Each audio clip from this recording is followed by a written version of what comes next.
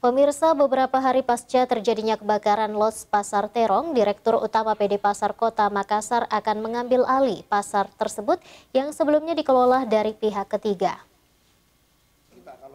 Pasca kebakaran Pasar Terong Makassar, Direktur Utama PD Pasar Kota Makassar Ihsan Abdul Hussein akan mengambil alih Pasar Terong yang sebelumnya dikelola oleh pihak ketiga.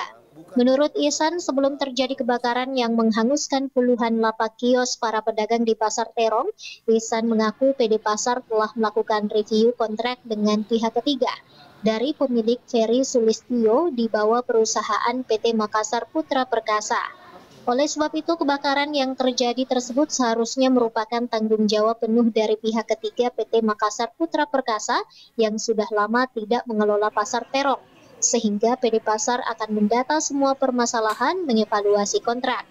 Ihsan mengaku setelah menjadi penanggung jawab penuh Pasar Terong, PD Pasar akan melakukan peremajaan di Pasar Terong.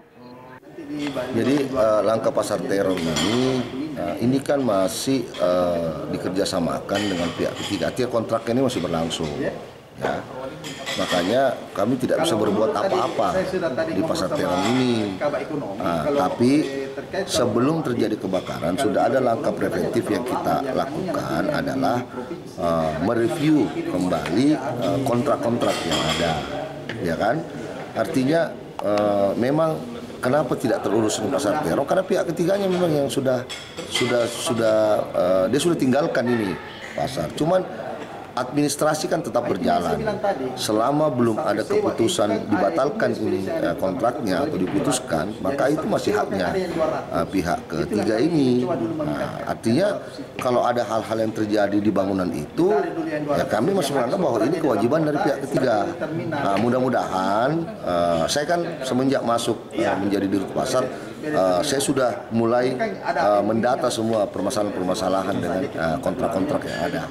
Ia juga menambahkan perihal rawannya kebakaran di kawasan pasar, PD Pasar akan menempatkan pemadam kebakaran maupun alat pemadam api ringan di setiap pasar untuk mengantisipasi dampak kebakaran.